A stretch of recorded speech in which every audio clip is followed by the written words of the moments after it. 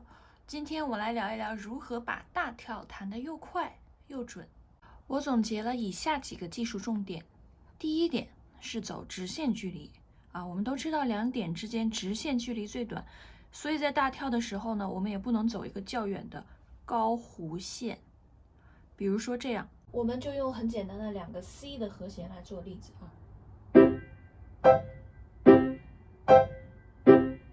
我们的手要尽量走一个直线的距离，像这样。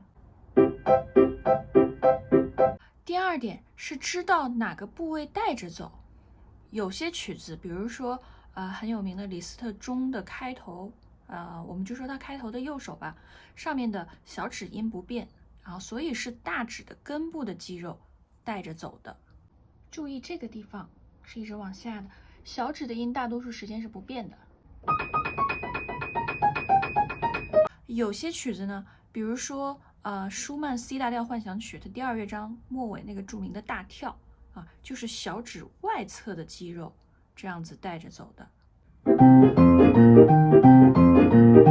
第3点，我们可以用这样子的一种方法来练习，就是先按着不动，然后眼睛看好再动。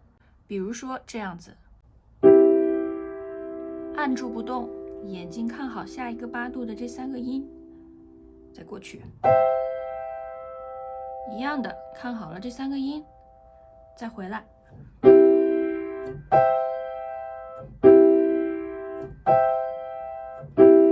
那这种练习方法呢，训练的是你的脑子要走在眼睛的前面，脑子想好了这个距离是多远，眼睛看好了，然后肌肉再带着感觉的跳过去。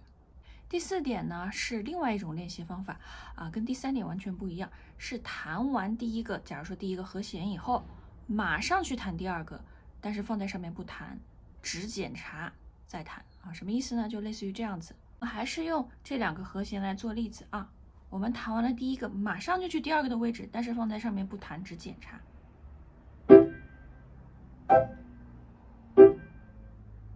那这种练习方法呢，就是提高我们的肌肉移动的速度就是脑子想好了，眼睛看好了下一步就是要提高肌肉移动的速度了。那我现在来示范一下，假如说不小心找错了怎么办？找到这里了怎么办？好，眼睛看一下，太远了，要回来。好，那我们再来一次，这次要近一点。好，太近了，这次怎么办？好，自己知道肌肉要往外面再拉一点这样就对了。好啦，这些就是这一期的重点啦。有任何其他的问题都欢迎给我留言，拜拜。